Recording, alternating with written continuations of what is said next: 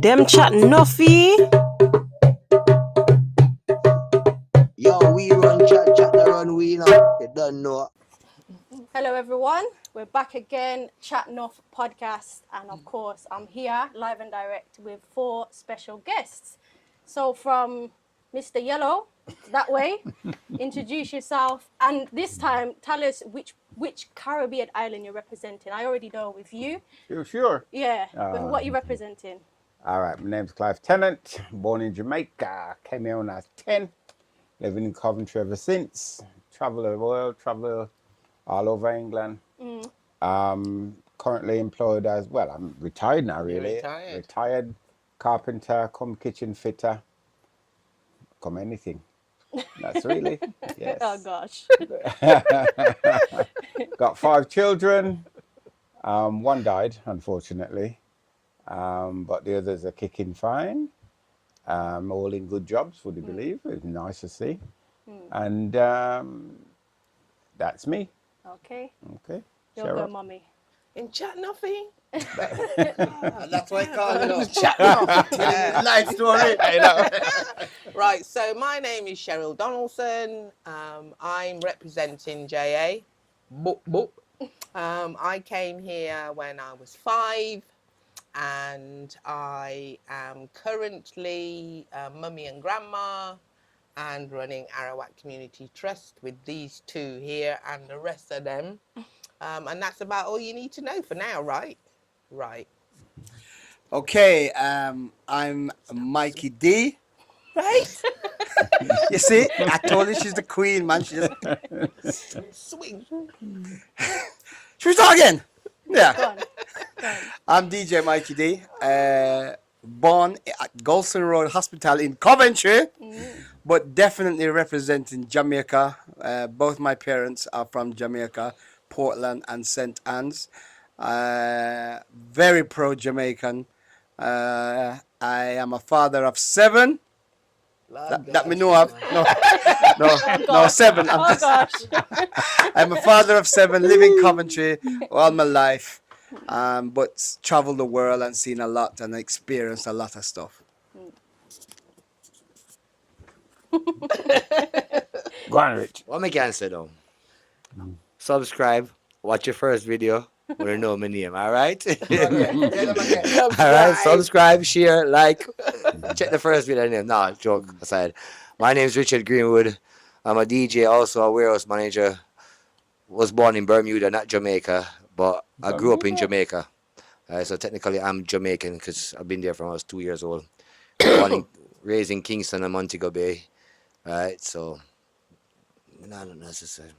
How long have you been here? 26 years, too long. Too long. How old are you now?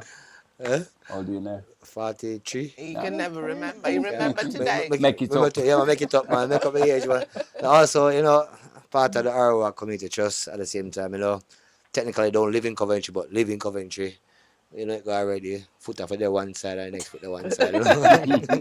But Yeah. over to the host itself. Okay, so the topic that we're touching upon today is about immigration and the Caribbean.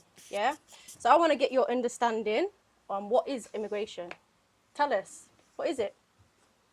Why are you looking at me? Because Everybody looked at mommy. Everybody Yes. Everybody looked at Right, mommy. okay, so immigration is about people actually coming into this country. Yeah. Yeah. So anybody that's come here that wasn't born here effectively is an immigrant. Immigrant. Okay. Yeah. Okay. Anyone want to add to that? Don't be shy. Technically not, Oh. Correct me now. Go on, correct me now. Bermuda, British colony, but me never born in England.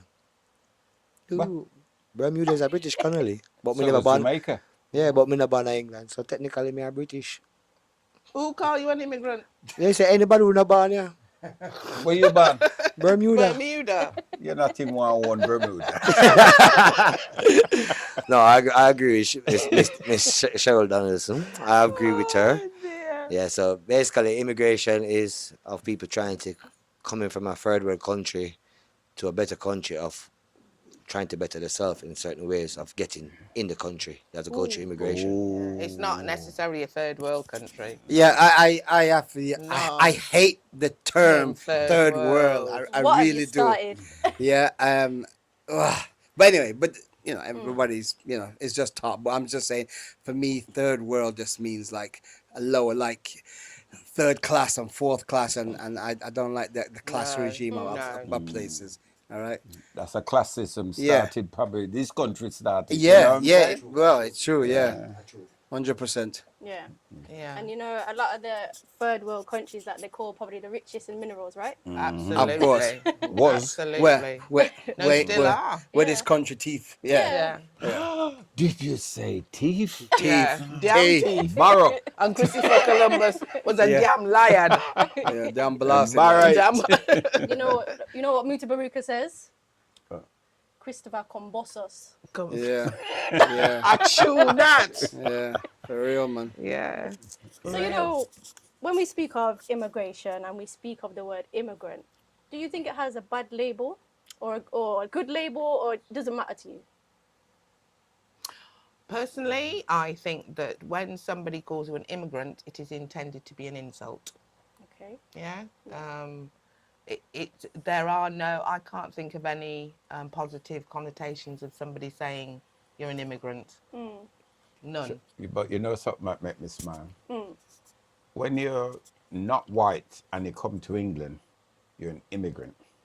When white people emigrate and come to your country, they're an expat. You ever realize that? Yeah, they call themselves expat, but really and truly, you're immigrant as well. You know what? right. You know what, Mr. Tennant? You have to explain for the listeners. They might not know what that means. But expat. Explain to them what that Oh, is. right. When them there. Listen, right, when an English person, I might be other country, but we know when an English Spain. person Yeah. go to another foreign country, expat really stands for Expatriate. expatriate, isn't it? Expatriate. So them expatriate to somebody else's country. So they're trying to find a word that make them so nice. You understand what I mean? Yet when you do the same thing to go to their country, you're an immigrant. But really and truly, they're just a white immigrant.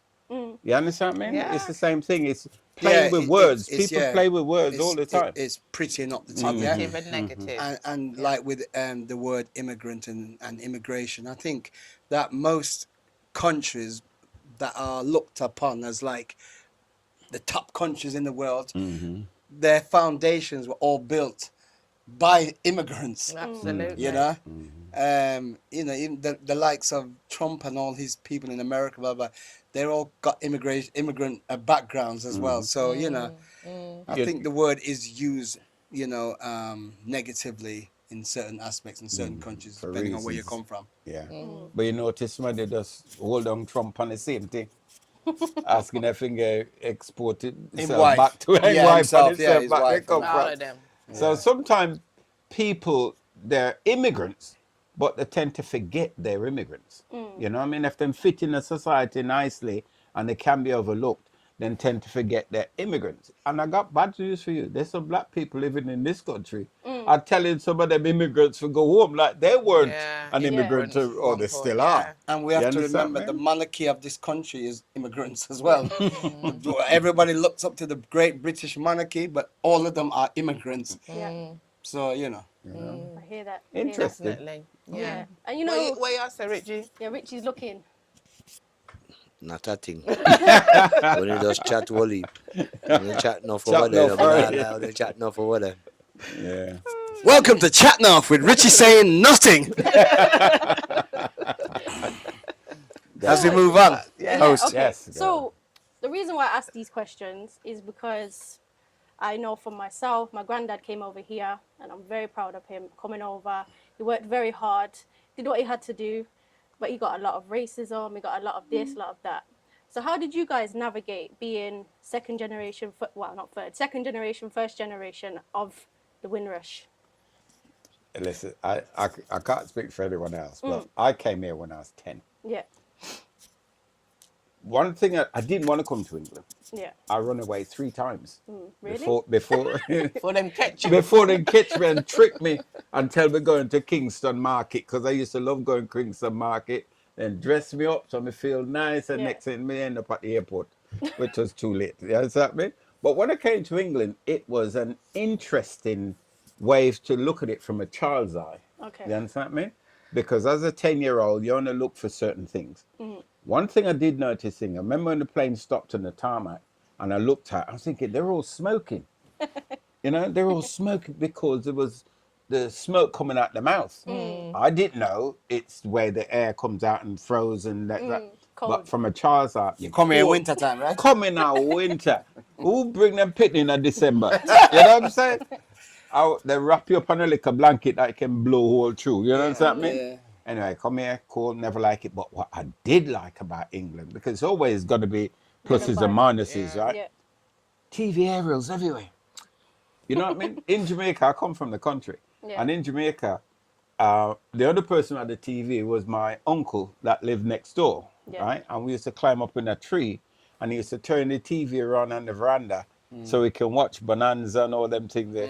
So when I came to England, and there were aerials everywhere, me excited, man. Okay. Me cool, but me excited because me can't watch TV.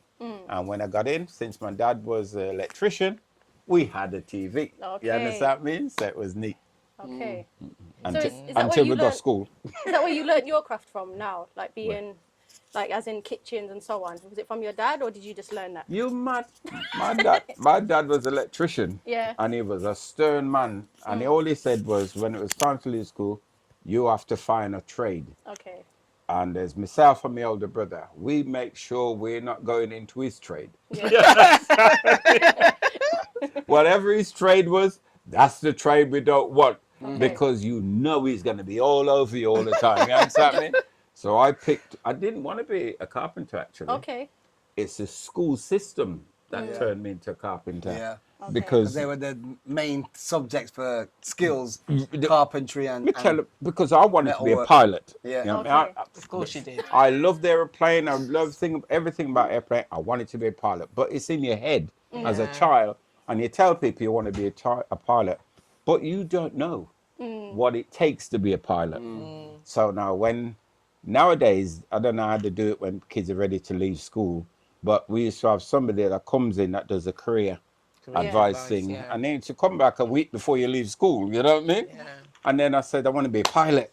You can't be a pilot. Pilot goes to King Henry and Bab Lake and that sort of thing. You're like Freddie Burns. You have to do more mundane jobs. You know what I mean? Regular job. You know what I mean? And then I was lucky.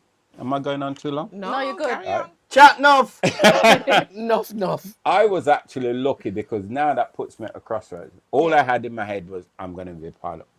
But luckily for me, there's an Indian teacher, a lady, Mrs. DeMello, never forget that name, and look on me wall, Yeah.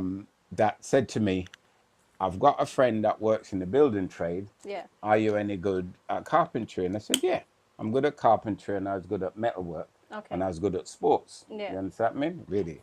I mean, no way in my head but me a big pilot. You wanted to fly, You know? Superman. But she fixed me up with an interview. As a matter of fact, I'm indebted to that woman for as long as I live because she did everything. All I had to do was to turn up. They looked at me, asked me a couple of questions, can't remember, asked me. And the next thing you know, I'm signed up Yeah. to be an apprentice. Not even just a carpenter. Signed me up to be apprentice straight in. And I'm thinking, okay. And then you've got 6 weeks summer holiday, and my job started after that. What a bit of luck. What a bit of So, luck. Mrs. Mello and your siblings coming up, or the low ones in you, Yeah. indebted to her forever. You never know. She Exactly. might be watching. No, man, it's dead long Or time. family. Family. No man, she dead long time. Is it a typical Jamaican Latino? No man, she dead long time. Family then. Family. Yeah, but indebted to that lady, mum. Oh, You'll wow. go now, mommy. Wow. What was the question again? So much Growing up young. here. Oh, growing up here. Yeah. So I too arrived in the winter, and I was 5, and there was lots and lots of snow. Unlike you, I couldn't wait to get here because my sister, who's older than me, I thought she was horrible. But she was being horrible. And so when they used to go on about, I'd be going, well, me, I got England. So that was like my word. So I came up with my grandma, and we came to join Papa, Yeah. who'd been here for a couple of years earlier, before he kind of sent for us. And as I say, it was cold. I remember it was really cold. And I also remember Papa wasn't there when we arrived. He was late. And I remember everybody had gone, and we were in the airport, and there was just me and Mama, and some official person would come and kind of talk about stuff, yeah? Yeah. And I also remember that this woman that was coming over and checking, she actually brought over some almond sweets, you know, the almond nut things with a little sweet over it, yeah? And she brought over a packet of these, and I thought, oh, sweetie, and you had it, and then it was like these nuts inside it. It was horrible. So I remember eating these things, sucking off the sweet things, and throwing the the nut things away. And then eventually Papa arrived, and it was all lovely to see him. And then I remember getting in the car and actually driving to Rugby from London, and that's about as much as I remember. And then thereafter, in terms of my memories, was that it was extremely cold, going to school wearing wellies.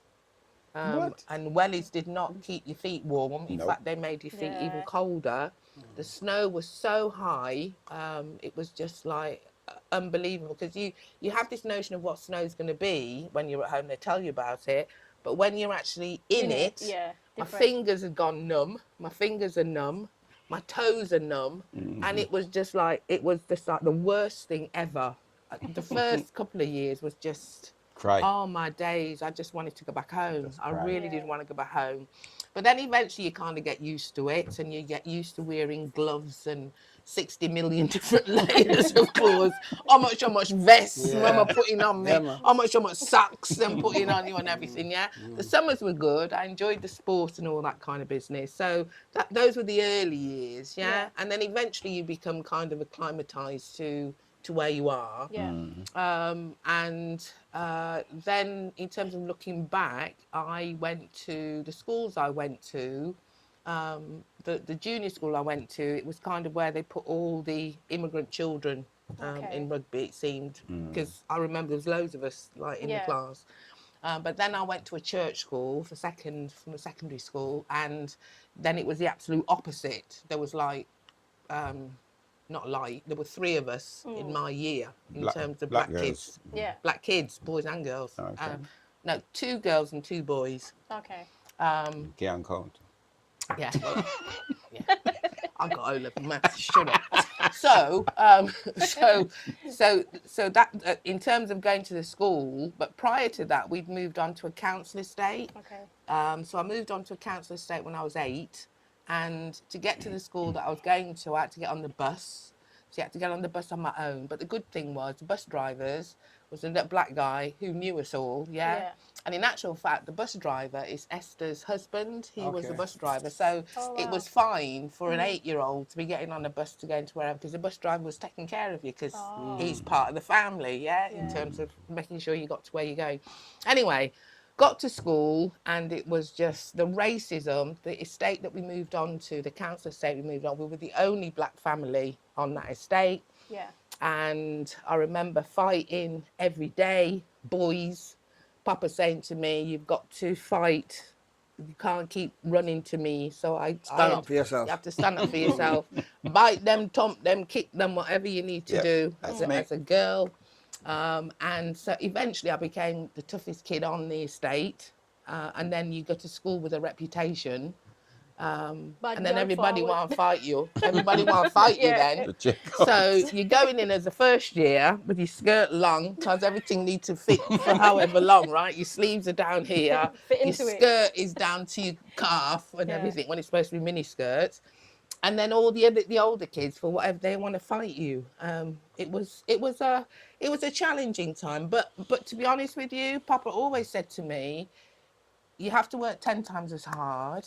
But if you are the best, nobody can say anything to you. And essentially that's kind of how things worked out. And it's how you say things as opposed to what you say. So many a times I got called into the headmaster's office, and I wouldn't say you get away with things, but because you're you're in the top set for everything. Yeah. You do all the sports and the extracurricular activity stuff. So if somebody's coming in and saying that you've done X and you've done Y, it's kind of, well, the evidence tells me different. That's not what this yeah. person does. And it worked particularly, and I'll shut up after this. It It's worked alright. particularly. We had a hockey match. I remember we went for a hockey match. And when we came back from the hockey match, you got your hockey stick Yeah. and you got all your kit on, but you had to wear your uniform, yeah? When you yeah. went anywhere, you had to wear your uniform. So we come back and going home, I was with my friend Wendy, walking home, and as usual, kids, nigger, you're blackie, you're this, that, and whatever. And I don't take that. So I battered him. I run him down With the hockey and stick. battered him. And he was bleeding and stuff. Anyway, walked off. Next day, so that was a Saturday. Monday, I'm called into the headmaster's office. Yeah. And he then tells me that this mother had been in to say that I'd beaten up her son. And they knew it was me, because actually there's not many of us in the school.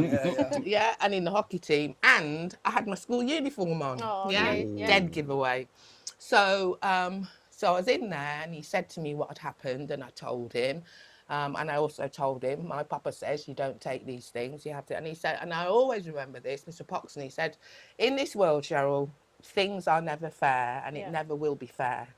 And he said, the one thing I will say to you is, if you feel you have to do that, make sure you're not wearing your school uniform. I shall never forget Good thought, that to the day. that, And how old am I now? And I was, what, 13, 14 at the time? I shall never forget that, yeah? You need to stand up for yourself, but make sure them can't track you down. So you know when you come in your black whatever, but with no logo, Arawak Community Trust, we know what's happening. Everybody knows. Everybody knows. So yeah. So school was good. Went on to do A levels, and got a job. I mean, getting work was kind of challenging. Well, it wasn't challenging, but it wasn't exactly what I wanted to do, shall we say? But you kind of get through and You make the Yeah. most of it. yeah, Get on with and what you gotta do. yeah, and do lots of things. So that's I think me chatting Good enough story. now, No, innit? but, Yeah, man. Yeah, but it's a good story, and it's a good Insight. reflect. Yeah, of what how it was. Shows everybody different. Yeah. Yeah. For real, man. Mikey, your go now. Yabania, go on, Sure. boy. Banya, if I know nothing. All right. Them well, yeah, should I immigrate to it? That's the moment. No, Import us. Yeah. Go on. Hold on. If you're bad, go on. So, like these two, yeah, me come here in the winter, yeah, me come out to Golson. It was Golson Road Hospital, and it was January the 27th, so it was the winter, same as well. And the smoke and the snow and the ice, it was all here. The only problem is I wasn't used to any sun before that, so it was a normal thing. Yeah. So I don't remember much of my child. The first childhood memory I have is being 5 years old and getting a birthday card with a tortoise on it. That's how I remember. That's the only thing I remember. But the what? The tortoise. Tortoise, yeah. That's my earliest childhood memory. I remember going to Hill Farm. I grew up in Radford on Cheverell Avenue near Jubilee Crescent. Yeah. That was our family home. And everybody knew everybody. When I'm talking everybody, I'm talking the Jamaican and Caribbean community. So on our road, there was a famous Christie family who family were like all boxers, and so the boys were my age and a bit older. And then there was the Jarrett's down the road, and then there was this family, the Cottrells on this road. So I just remember anytime there was an occasion, all the neighbors, the Jamaican families would all get together, and we'd have like a party or something at the house and stuff like that. And that was, And one thing I always remember when I was young, that when I saw black people on the street, because back in them days, there wasn't really many Africans here at all, but there was plenty Caribbean, yeah? So, and we had to be respectful to our Caribbean people. So no matter who they were, if you walk past a Caribbean person, Jamaica, wherever they come from, you say, hi, you all right? Or you nod your head and you acknowledge them. You acknowledge them, you know what I mean? Knowledge. And that's how it's been ever since for me anyway. So I went to school. I went to Hill Farm Junior School back in the day. I was one of only a few black kids that were in school at the time in my year, which is a normal thing amongst, And then I left there and went to Cowan Court School. Hey. Again, I was one of a few black kids, the only one in my class. Lots of things I remember growing up as a young boy. Like Cheryl was just saying about the names they used to call you, Nignog, Gollywog, Sambo, Coon, all these kind of names what we had to put up with on a regular basis. Daily. Now, I mean, don't get me wrong, I had lots of white friends, English friends at school, which is, but a lot of them were very racist in their own. And I think with kids, like, you're not racist, you're taught to be racist, yeah? So if your family, your parents are racist, they give you that kind of mindset. So I found that a lot of kids in my area at that time were very racist, and they would say names to me. But like Cheryl said, we're strong.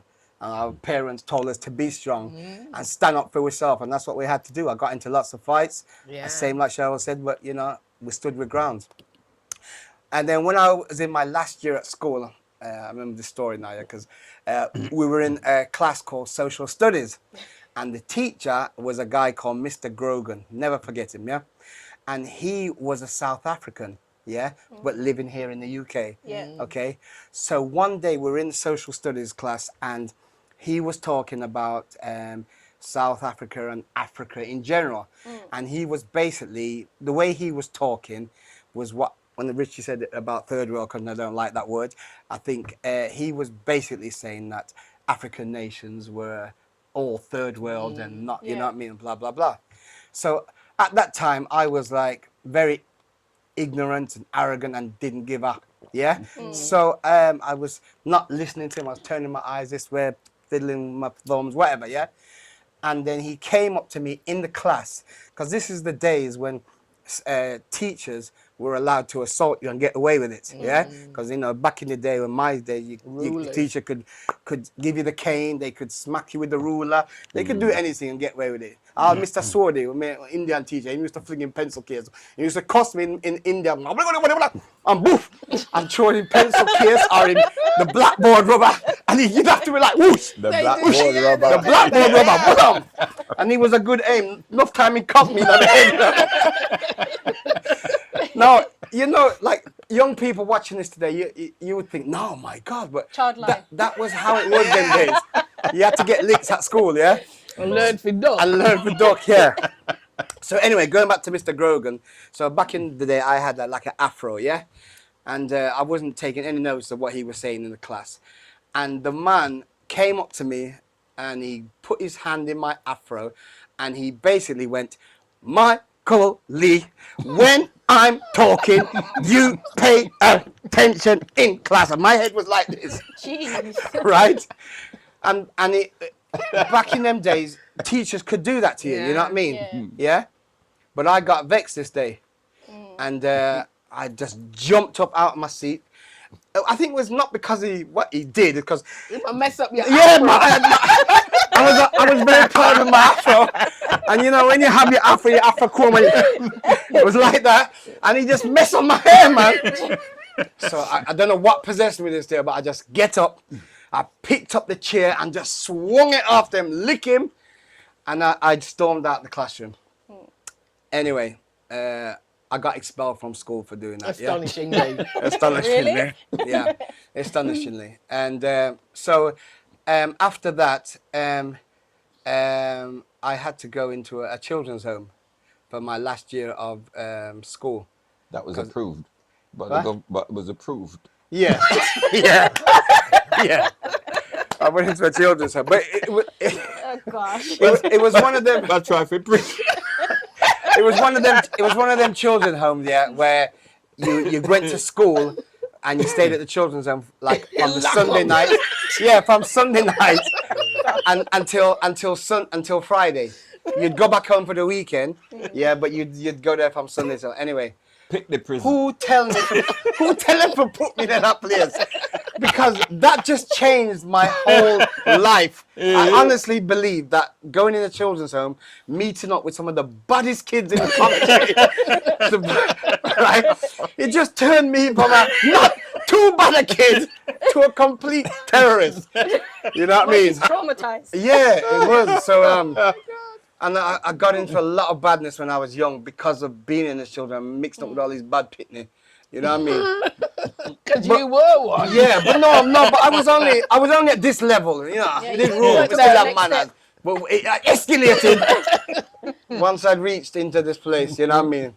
I could tell you a million stories, but I'm not gonna chat enough, yeah. But what I will just say is that it was hard growing up, being a young black man back in the days in this country. Even for someone that was born in this country, I was always looked at as Jamaican. Or the boys used to say, "Oh, you Jamox," yeah, that's what they used to call us, Jamox, yeah, yeah. But yeah, so that's it, Richie. Definitely interesting. Oh Lord. Lord, Lord. Oh gosh. You know, so me not so old like them, you know. Sorry, not old. Up in the age. Right. Mature. But me reach in our country in our winter time too. But now when it's snowy though. But in our winter time around Mikey Earth strong day, you know? And the first thing we do when we come off airplane. But before that still. I always want to go to America. I'm a spoiled brat. Yeah. But I grew up in a ghetto. Yeah. And when Mikey said terrorists, me one of them. Really? One of them. Me then call Uptown bad boy back in the What days. age you coming? Come here when me at 14. 14. Yeah. Yeah, well grown. Yeah, so and you know what, coming me don't want to go to America, I never want to come here, so. But my mom, she was a bank manager with NCB back in the days. And she's travel. So she came here before. And said, yeah man, the place nice, England nice man. I said, alright, mommy, me come then. Come here, as I come off airplane and reach in London, so I get some food, I call her from my cousin phone and say, mommy, what kind of place? She said, what you mean? I said, that's what the place all. She said, what you mean? I said, I be a Maras, I grew up on the street, the house there. The place all. But you know, after the years, get used to the country, start go school over there, so I went to a school in Birmingham, and I can tell you now exactly which school I go because politics, you get what I mean? And became, you know, done well in a school, start do some things on the road, get myself in a trouble, then say hang around the wrong people, make you do things, but it's not hang around wrong people, make you do things, you choose to do things, you know what I mean? Right? So, and then from that, just, I'm here, part of England, part of furniture. You can't get rid of me. No. Can't get rid of me. But being in this country itself, it taught me more than what I learned at Jamaica. Jamaica teach me you have to hustle. You work hard for what you have to get. You understand? You have to do the work. You have to learn, as Clive said, trade. Everything. But me never learn a trade, no. The only trade me learn, I play music from me at 9-year-old. You understand? That's the only trade me learn, because I come from a music background. And there, so do the same thing. Start working with my auntie, JLB shipping. You know, grew up in the business also too. And become a warehouse manager. That's me from now. And then, look Shammy there. Me Chat Nuff. Yeah, Chat Nuff. Yeah. Arawak, community trust at the same time, you know. But me Yeah. not lie, me can't match phone Now story, man. you're a volunteer. Who? You? Me? Yes. Feels. You're a part of this now. Yeah, so. man. Me Yeah. not volunteer again. Volunteer days them gone a long time and me a part of Arawak now. Yeah, when you can't get rid of me day after the day me die. You get me? I think he Yes. said volunteer, not Valentine. I don't know, some kind of wrong with Clive, not have a brother and Clive about come. And I like that talk Jamaican, you know. But that's it from me Okay. though. So, all of you spoke of your parents there that made a massive impact in some way. But growing up, what were some of the sacrifices that you guys see them go through that you really appreciate now? Oh God, I can Just tell you some bam. stories. Yeah. So, as I say, I was brought up by my grandparents. Yeah. And I actually saw my mama. She came.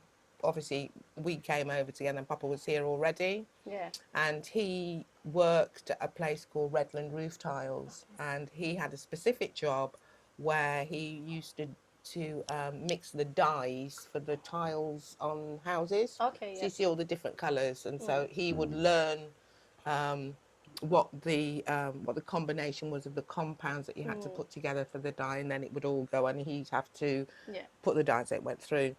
Now the thing is that I was effectively Papa's handbag, yeah. Where he went, I went, yeah. And he took me to work a couple of times when he had to go to work on a Saturday. So I went with him, and I actually saw where my old man worked. Okay. And he worked on his own, and it was like an out shed thing that that he worked in with all these drums of different compounds and stuff. And it was so cold in this place where he was working, where he was there day in, day out, no matter what. Yeah. And the people that he worked with, some of them were okay, and the people that he worked with that I met that were Polish in actual fact, that that became lifelong friends of his. But the other people that were there, they were like not very nice, monkey, they used to call him, and all sorts of stuff like that. And in actual fact, it got to the stage where he actually was sacked from the job because of racial abuse and stuff. And as I say, he taught me not to take whatever. And I think he took it for a little while until eventually he licked on the man with the shovel. And I mean, like, licking don't hurt him. And he got the sack from that. So then he had to go. He then had to go and try and find work somewhere else. But the whole thing in terms of the indignities that he had to go through, and he left JA as a man who had land, who had a good reputation and all that kind of stuff, with a view that he's supposed to come here, earn more money, to send home, and then to be able to go home himself. And that actually isn't what kind of happened. So there was kind of a, for me, looking at the old man, there was almost a deterioration of his self-dignity. I mean, Papa used to say to me sometimes, when I used to be Miss Big Mouth and using all kind of big words to him in the house and everything. Still the same. And he said, Still use the same big words and big mouth with us. But anyway, carry on. and he said to me, Cheryl, you know something? If I had the opportunities that you have going to school, I would talk to the door and it open. I wouldn't even have to move. I'd just talk to the door and it would open. And so he'd kind of go through all that kind of stuff. So for me, I actually watched all of that happen to him as somebody who, you know, he was a solid geezer. And although he was kind of okay, but he did not achieve the mission that he set out to do in terms of coming over here. So that's number one. And then the other side of the coin is my mama. So bearing in mind that they both came here as kind of mature people, they weren't young people that were coming to kind of start anything. And so mama, being the person who was well respected in the market, because she used to go market every week, and she'd bring the best produce, and she had donkey, and she had this, and she had that, and all the rest of it, And she comes over here and she gets a job at the Blue Ball. The motorway service station, where a lot of them used to. It's on the M1. Most of them actually got jobs. So-and-so would get a job for you, And so she worked there. And Mama's never actually told me this story, but my Aunt Deans have, which you've all met Aunt Deans. And Aunt Deans has told me the story of how Mama, she was a toilet attendant. And back in the day, the people used to go to the toilets and women's stuff and the rest of it. And when the toilet was blocked up and she had to clear it with the Plunger thing. Which plunger? that would have been a luxury. The broom that she had to use a stick to do that, to push the thing, whatever was in there down, particularly in the ladies. And she had to go through all of that stuff. And the worst thing about it was, in terms of doing that, so you got northbound and southbound, and she'd have to be doing that on one side, then she'd have to cross over the bridge to go to the other side, and she fell over on more than one occasion because of the ice. And to see my old lady having to do all of that, in order to make her money and to send, well, not necessarily me, I'll talk about that later, but to be sending money home. And I just think to myself, she could still be back a yard, you know? And this promise of streets paved with gold and all that, not to mention the abuse that she was also faced with, dealing with, you know, football coach people, them coming through and all sorts of people, just horrible, horrible. Huge sacrifices for me to be here now. Yeah. But in reality, I quite often think, do you know what? I'd have been better off if I'd have stayed if we'd have stayed at home. So, as somebody that's witnessed that and seen that, what have you carried with you? What's the lesson from that you've carried apart from you want to go back home? The lesson from what they had to go through, Yeah. you mean? Well, the lesson that, well, for me, in terms of I will not, I mean, I'll do whatever I have to do, or I went through a period of doing whatever I have to do to kind of keep Panama. Yeah. But the bottom line is, I should not, because of all the stuff that they went through, I should never put myself in a position where I have to be doing the same. Yeah. Yeah? Yeah. Because if you're not doing any better than your parents were when they came here, then what have you been doing? Yeah. So it is about it's about maintaining a level of personal pride and dignity, and doing what you know you can do, and not being dictated to by any racists or anything else that might be going on. Really, Yeah. that's what I've got from that, which Yeah. is what I used to tell you and the one with Vanessa and the one that's at home, and that's what it's about, really. Yeah, definitely. Mikey, Clive, Richie, anything you want to add? You can talk about my side. Yeah. You know, I didn't get the racism over here. Yeah. I got it in Jamaica Okay. because, you know, in Jamaica you got upper class, middle class, and Yeah. lower class. Colorism, Yeah. yeah. So that's technically racism right there. So because you're segregating classes. With me now, my mom was in an accident when I was 2 years old. Yeah. So she lost her sight. So she lost her sight, she lost her job because she can't get to do what she needs to do. But she still tried same way. Yeah. She left from manager to answering phone. You understand? And to doing everything what she can do for me and my sister, Yeah. but more for me because I was the one who was into sports, music, everything. She turned up every little thing what I've been doing in school growing up. Yeah. So when she told me that I'm coming here now, that was the opportunity of me making the step for us. Yeah. So when I came here 6 months after, not even a year, 6 months after, I sent for my mom. Oh wow. Respect. You understand? And then after that, I sent 6 months after that. No, I sent for my sister. Yeah. At these times, didn't know that my mom and my sister had the rights to be in the country Oh okay. Okay. because of my dad. Because my dad is from Yorkshire. We didn't know that. You understand? So being here at that age and doing all that for my mom and my sister and working my way up, them time they made the bad stuff where Yeah. me can't say me not proud to talk about, me can talk about because it's made me a better person. Yeah. Doing all them something like selling for this, getting arrested, getting things taken off me, house taken off me, and the only one what was left was my mom's house because I didn't put it in my name. And it was with my mom's business name. Yeah. And she could approve of everything. So working for a blind woman itself, working towards the racism of what she's been getting and the doctor treatment and stuff like that, because she, Minister of Jamaica, they didn't have the treatment for doing the operation on the eye, so she has to go to Miami, New York. You know, big up to my godfather Brian Langford, as we can tell, he helped with the traveling of her. Yeah. Because remember she lost everything from the site, so she lost her job, so there's no money for her. So big up to my godfather, been helping with that. My dad too, who helped in his part where he can help, where him feel that he helped. Yeah. Yeah. And just working towards it and getting that hard part out of the way, getting myself out there now, doing what I need to do, help her out, you know. It was a good part of me learning that racism section with me sitting in Jamaica. As I said, I grew up uptown, but me always then I get also. Me just, you know, me have the two side of it. So that's my side of my racism I got. I didn't get it here. Yeah. The only one me get is like sometimes people say, oh you're black, this and that. I say, well, the pity don't even know so I'm half white. Yeah.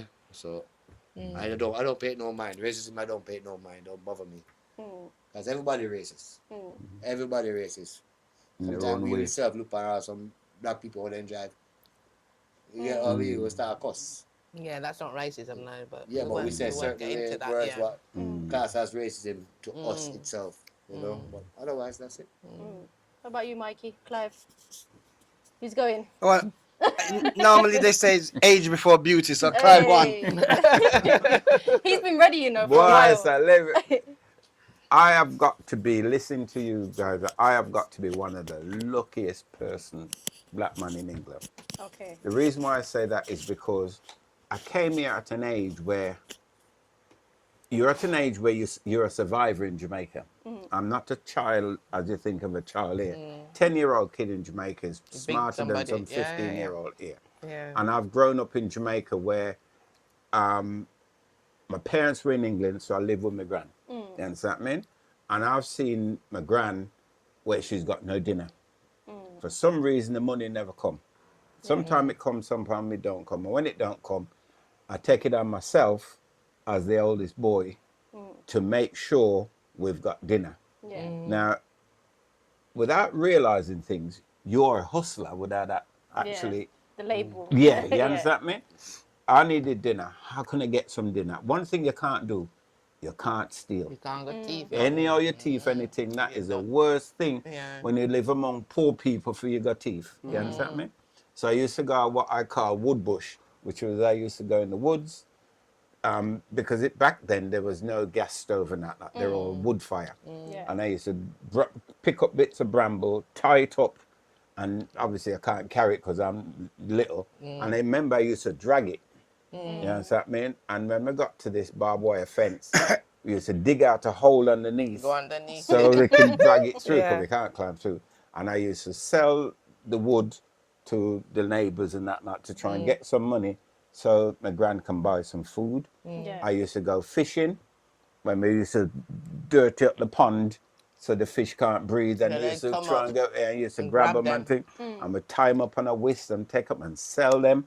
Sometimes just to get some oil or just to get some cheese or whatever it is. Yeah. But whatever it is, it was my job To do that. to hustle Yeah. for a living. Yeah? Yeah. So when I come to England, I'm a hustler without realizing. I'm a hustler and I'm a bad boy, Okay. right? Because I used to fight all the time. You understand me? Mess with my sister, you're fighting with me. If I lose, most of the kids that come from my school used to come past my gate. You understand me? And I used to live on the main route to school. And they mess with me at school. I'm getting out of school quick. I'm running home. I'm piling up the stones by my gate. And trust me, anyhow you mess with me or my sister, you're not passing me out of school. And they used to call me ground god. You understand me? Yeah. Because any stone I fling, it's licking its mark. You understand me? And you know how our kids are. They'll only pick on people who they think they can Soft. beat. Yeah. And because they know they've got to pass my gate, they tend to give me a little sway, you know what I mean? So they can get away a little bit more. And when I come to England, it was virtually the same because I started in a junior school at 10 years of age. And I was a fascination to the girls. Right? Oh, I love that bit. I was a fascination to the girls. Believe it or not, I was cute when I was young. You understand me? And because the girls like me, the boys them don't like me. You understand me? And I remember I used to think I can fight. You understand me? But there's a thing you have to learn quick when it comes to England. It's not just the weather that's different. People fight different. Yeah. You remember Bonanza, they stand there, bop, bop, bop, and he falls down. Yeah, come on, get up then. Come and get, bop, bop. In England, anyhow you hit the ground, right? They're sticking in the boot. Yeah. And I weren't used to fighting like that, you know what I mean? So once I was fighting 3 guys, Okay. and then one of them grabbed my feet, so I couldn't move. And I'm trying to fight the other one. I ain't enough of these rules in the fight. And I was bent down. And I remember I picked him up with my teeth, right? I sunk my teeth into his shirt at the back. Oh, God. And I picked him up with my teeth. I was so angry. Obviously, he's screaming the place down. The other guys that was trying to hit me, there's no more rules. I'm bashing up anybody that can move. Obviously, you get called into the school. And them days, they used to hit you with a ruler on the back of your hand. Yeah. Oh, God, that used to hurt. Don't care. You understand me? Now, with that reputation in the juniors, I go from the juniors to the seniors of the same school. everybody is in that school now knows don't mess with Clive. You understand me? So when I started the first year, because I was a fuzzer then, you come from different schools. So they don't know. Fuzzer, you know. A When fuzzer. last year, that word fuzzer. For those of you watching at home, fuzzer back in the day means first year. First year, yeah. What do they call it nowadays? What do they call it when you go to uni for first year? Proper numbers or What something. for like year 7? No, for Yeah. the first. Yes. No, not uni. The first year. Fresher. Fresher. Fresher, They yeah. call it fresher now. Back in the day, it was a fuzzer. Yeah, fuzzer. So that reputation followed me to school. That helped me in school because people won't mess with me because they know he'll fight back. And I must admit, that's how my mentality has been all my life. Mess with me, you're going to get into a fight. And I very rarely lose a fight. You understand me? Yeah. Obviously, you get in trouble as well, but Yeah. I'm willing to take it, right? Now, here's the thing that you don't realize is what you are because you just accept it, who you are. I don't like bullies, right? And I remember there used to be a lot of Asians starting school and they used to get, I have to use a bad term here, it's called, they used to packy bash them. Packy bashing, yeah. Don't matter where in India they came from, but you were a packy. You know what I what mean? they call And it, they used to packy bash them. But I couldn't stand, because they won't fight back. Asians wouldn't fight back. Yeah. You understand what I mean? And when these guys used to pick on them and that, like, because I can't stand bullies and I can fight, I used to beat them up for them, right? Because they wouldn't fight. And they then becomes my friend. Yeah. I don't really wanted to be their friend. I just didn't like bullies. Injustice, You understand yeah. me?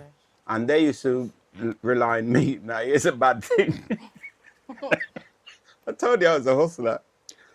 No, Don't tell me you should take them dinner money. You should take them dinner money. Can't beat up the boy them. No, dinner money. You're racking. No, God. Well, put it like this. Well, it's a job, innit? Protection money. Godfather, you know, mafia. Bad man. I didn't look at it like that. It was, you give me something. I didn't say to pay me. They gave me some money because they want me to protect them and some of their friends. So obviously, one become two become three, and so on. So I was earning a tasty little package. It was. It never meant to be like that, you know. You're gonna have to cut this. Package 1, 500. Package 2, 300. Package 4, price go up a bit more. But the good thing about that is, them guys are still my friends now. Yeah, You understand me? yeah. They're still my friends now. Yeah. A matter of fact, one was with me in Jamaica Cal, last time. yeah. You understand me? So I've had I haven't had, we get racism, right, in my life, but somehow I've always had some good white friends as well. So I don't have the same problem. I remember I beat up one guy because anybody call me anything black, I'm beating you up. You understand? That's my 10 minutes right around. I just beat him up. And then if that spreads, that stopped people calling their names until I beat up this boy one day and he was supposed to be a bad man as well. So obviously when two bad men meet, one you're going to get mashed up, you know what I mean? So I decided me have to mash him up. And then my favorite... You don't decide me have to mash him. No better than me. Don't mash him up. Well, what it is, and I'll tell you something about fighting. Yeah. If you fight somebody and it ends like a fair fight and it ends... It's not a result, is it? You have to make sure that the other person you're fighting with will not attack you again. He's got to be in fear of you. If you're doing a little punch, no, you have to mash him up. Otherwise, he will feel he have a chance. You understand me? I learned that from early days. You understand me? Until my favorite teacher got hold of me one day. He was mad as a... Why? You can't fight everybody that calls your names. That's what he said to me now. You can't fight everybody that call your name. You fight this picnic. I think he must end up in hospital or something. And he was very disappointed because I was a sportsman as well, and he's a sports teacher. Yeah. So he got me one day and he told me, you can't fight everybody that call your name. What you going to do when some big man call your name? I said, I'll find something. He said, yeah, and then you'll end up in prison. And you know something? That has never left me. From that day on, nobody can call me black anything to get me to fight. You know what I mean? And I've learned that if somebody called, I gave a little incident. When I grew up, I had a car and I had a problem with a motorist, you understand me? And we both got out. You know, we're square to fight, but I'm ready to fight. He's ready to fight. But he must have looked and I thought, I might not win this one, you understand me? So he decided to call me names, Okay. right? And I was laughing, right? When they called me a black, this, that, and then they went, hang on, that the best you can do. I've heard that all my life. Come on, think of something good. Come on. And then I started giving him a few to call me. He was so embarrassed. You know what I mean? He was so embarrassed. So I was lucky. Yeah. I grew up in a family with mum and dad. They went to work, or my mum worked after. We go to school. I had brothers and sisters. We used to tea for each other dinner. But I never had a lot of problems. You know what I That's mean? because you beat up everybody. Why would you have problems if you beat up Everybody's everybody? afraid of you. They will mash up, isn't it? So. But I went on to join the boxing club. You understand me? Because I could fight people without getting in trouble. You Yeah. understand me? So I boxed for Coventry Boys Club. You Yeah. understand me? Upstairs in the boys club, there was a Aikido club. I decided to have a go at that, but rolling around on the floor just weren't me. We didn't have any good clothes. No. Right? So I learned to fight properly. We'll be back after So the good. commercial break. All right, we won't go anymore. Go on. Go on. Next one, Mikey. Chat Nuff. All right, well done. What was the question again? By the way, this program is called Chat Nuff. Nuff. It's the name Chat Nuff. Nuff. Where is it? Wallet more and Nuff. All right?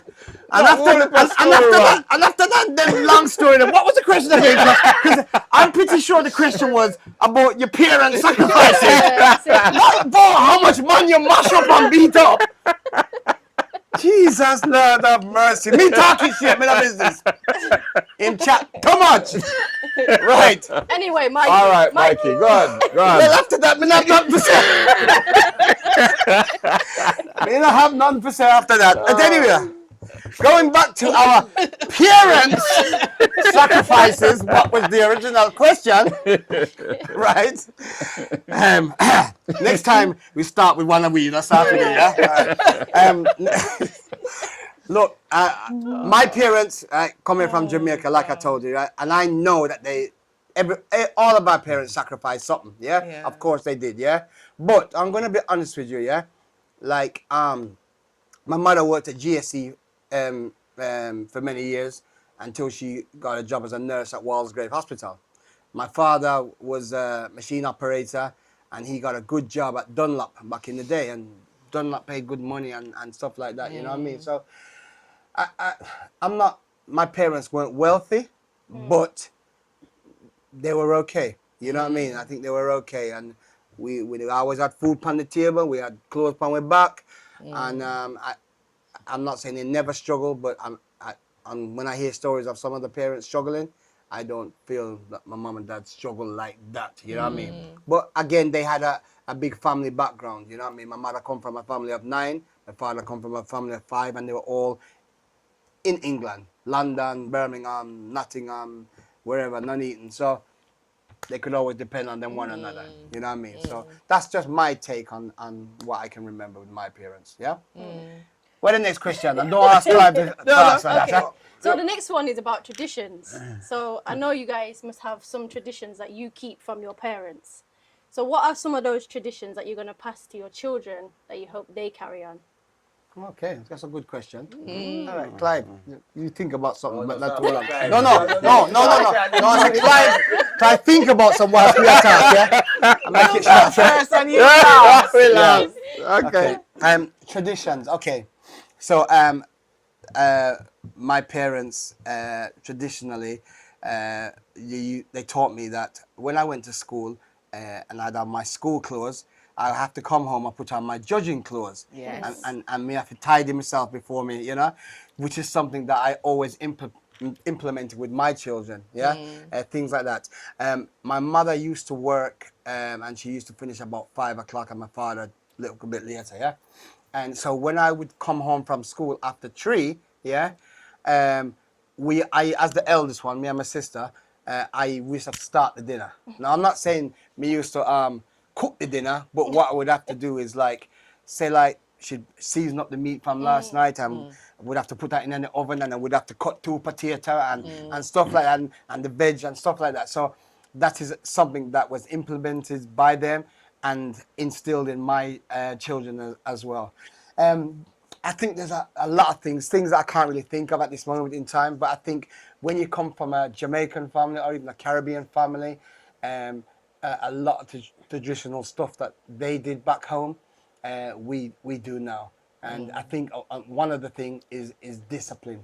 Like my father was a disciplinarian, yeah, and nowadays you can't discipline your children like how our parents could discipline us, yeah, because now kids are calling up social services and all kind of things now.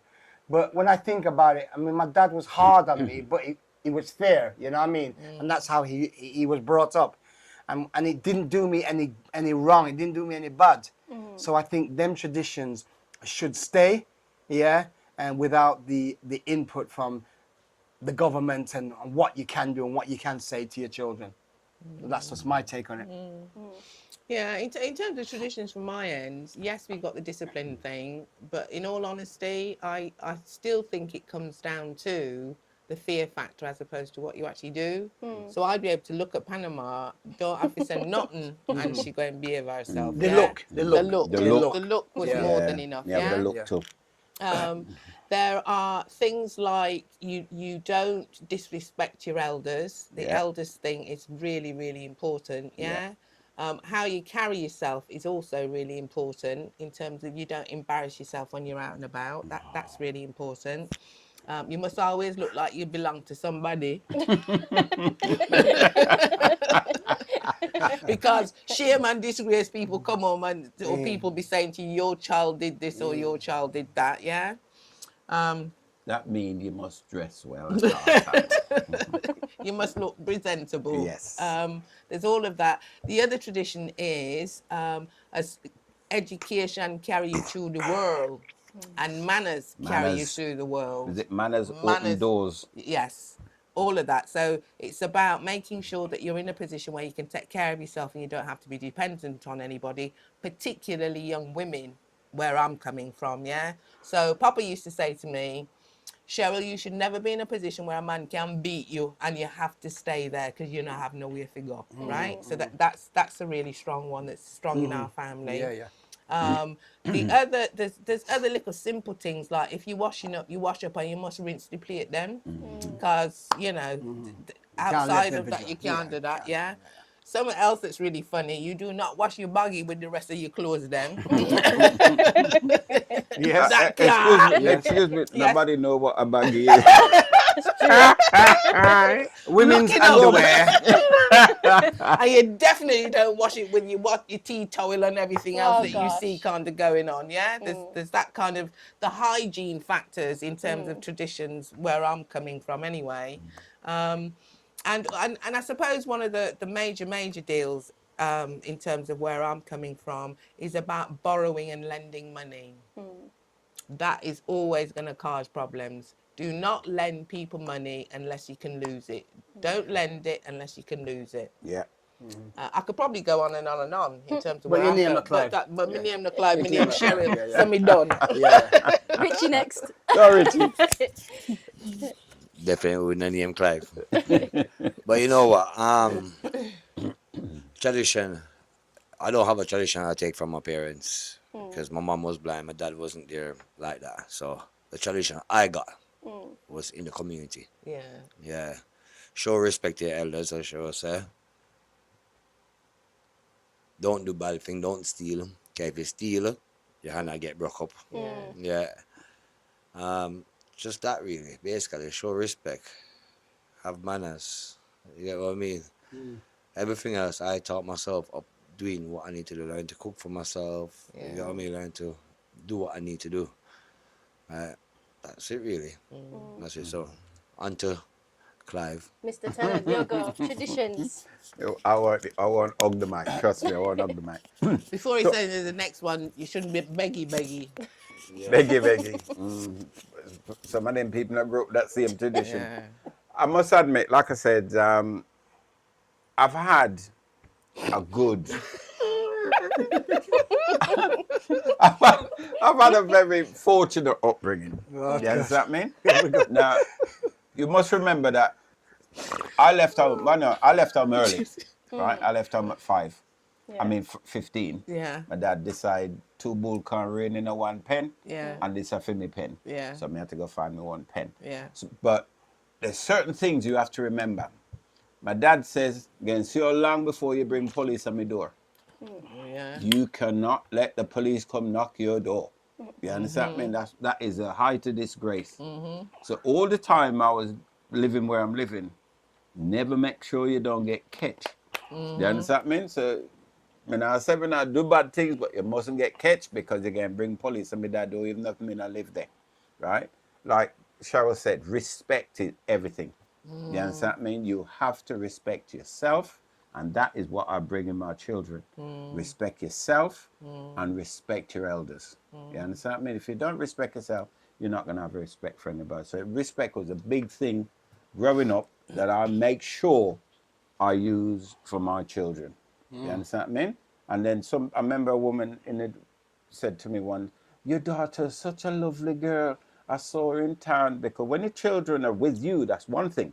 But when they're away from you, how they behave and other people notice, that's where you know if they got respect. And I was praised because my daughter had some respect, and that was nice. You understand me? Like you said, you mustn't thief. One of the worst things you can do is thief people sitting. Like my dad says, you can't trust a thief, but you can't trust a lion. Because if the thief win the lottery, won't be a thief anymore. You understand me? So you mustn't be a liar, you mustn't thief, and you mustn't do what? What's the next thing? You must have respect for yourself and your elders. And that is the main thing I find with bringing up children. I don't care who they are, how big they are, whatever they achieve, as long as you have respect and you've got honesty, my picnic. You understand? I mean, I'm lucky so far as well. Well Yeah. said. There's a couple of other traditional things, yeah? You have to have bun and cheese at Easter, yeah? You have to have sorrel at Christmas. You have to have pretty much soup on Saturday. Yeah. And you have to have curry chicken, Sunday. brown stew chicken on a Sunday. On a Sunday, with yeah. rice and peas. And then Monday you eat the same pie. Yes, Yeah, that's right, yeah. that's right. And not so much now, but certainly when I was a lot younger, was that the soup or the food that you cook the night before, the next day, you'd cut them and then fry them. I haven't done that in the longest time, but because Fry over dumpling. Fry over dumpling. Fry over dumpling. So there's those sorts of traditions, that it's harder actually to maintain. But every time I kind of think I really ought to do this or I ought to do that in terms of the traditional thing. But those are some Jamaican traditions. No need. We got whole Jamaican food shop now. But they're not gonna fry over dumpling. Well, no, but you can buy the dumpling and fry it over that's next year. true. That is true. So yeah, and also you have just a couple of other things. Yes, of course. A couple of other things. Sure, You're Jen's supposed up to. there. Well, I'm just going through them now. Warm me You're up now. supposed At least you not beat up nobody. All young black women should plait them hair and tie it up at night time. That's one of the things, yeah. And of course you need to make sure that your flannel, you have 2 flannel, one for one part, and the other one for the other part. Yeah. And what other traditions are there? In terms of traditions, If you always polish your shoes at church. yes, you should polish your shoes for church. Yeah, you must always Sunday best. Sunday best. Sunday for best, church. Yeah. yes. Although we don't maintain that now. Or, you know, sometimes you think, I think I might be a little overdress. No, Yeah. sir. For places that you might go to. You know, Mr. Father said to me one day, You can you never overdress. you're never overdressed, but you can be underdressed. Underdressed. And That's right. something I remember. That is right. And you know why I remember that? Why? Somebody told me must go Warsaw one New Year's Eve. Yeah. Me dress up, you know. It's a nice, but you have to just, me dress up, me have Dickie Bohan and 2 of us, you know. Yeah. And we have dress up in, not tails, but black and white, you know. Yeah. Yeah. We Chris. turn up at this club in Warsaw. You beat up somebody? He was too overdressed. When we walk in this book, it's like, you ever see the Westerns when somebody walking, everything Yeah. stopped, and Yeah. they were looking at us because we were well overdressed. Oh, okay. Everybody in that jean, that t-shirt, Oh, and with yeah. that bow tie and everything. Oh, no. Not wrong. Are they too far if we go back home? Not Oh, wrong. But dear. you can't be overdressed. Yeah. But you can be underdressed. Yeah. Okay. Yeah. So, you know, this topic, I feel like can go on forever and ever. That's right. Yeah, man. However, just remember this now, Clive. Okay? So we're in either one word or something that Yeah. you want the listeners to go and check out. You're all Jamaicans, you all represent Jamaica, so it can be a song, piece of food, piece of whatever, clothing, whatever it may be, for the listeners to go and check out that represents Jamaica with you. One word or one something. One word. Christopher Columbus, old blasted lion. Damn blasted liars. Check out the meaning of out of many one people. Okay. Okay? That is a proud Jamaican. Out of many one people. Okay. And where it come from? Okay. Richie, Mikey, Mommy, what you thinking? My one saying is, oops, Afro, come off. My one saying is, as a Jamaican, we liquor, but we talawa. No matter how small the island we are, we influence the whole world. Boo, boo, boo. Respect to that dread. So me can say my part now. Yeah. God man. As Clive said, out of many one people. Mikey say we little but we tell check out the meaning. Small axe cut down what? Big. Big Alright. Look up and always remember one hand wash the other. Yeah. That's right. Wow. That was short Yeah. and sweet. So Hey. we've come One to the hand end. wash the other. Yeah. Of course, you have to say goodbye to the listeners. So You don't get for talk all the half of what we Enough. need to say. Enough to say, man. Sure. We'll have to do another one. Write a book. So, however which way you want to say it, how do you want to say goodbye? Leave up to you guys. Don't, Clyde, don't long say it bye. down. Go say goodbye. Clive will Say say bye. goodbye. Oh, but before we say goodbye, that was this one time. We beat up this boy and tell me bye one time. And me have to beat him up. And... Lord God. I'm trying to be good.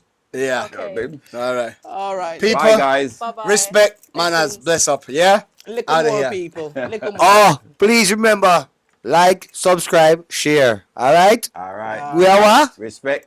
Like, Chat Nuff. subscribe, and share. Cat? Like, subscribe, share, comment, Alright then. everything. Alright then. Make sure share the people. Keep that like button and subscribe button. Alright? Yes. Bless. Enough.